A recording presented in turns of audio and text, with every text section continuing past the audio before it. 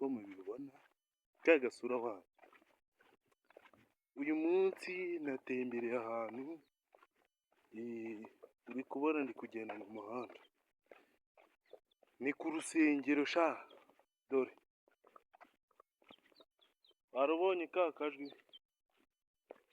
Uyu munsi naje kukubwira ngo suzongere gutukana,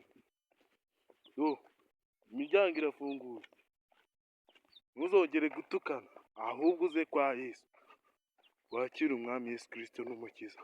Ame kakajwi ndabizi umva, niyo Yesu yaba yamanutse ijuru wowe warambwiye ngo nta nubwo warijyamo,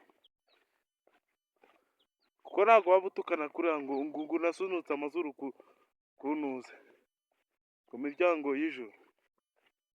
Ka kajwi waje ukakira Yesu urarwana na gake. Nkubwira uzakomeza uvuga ngo ntayanjye uzashiduka ndi mu ijuru, aho wigira yose ye.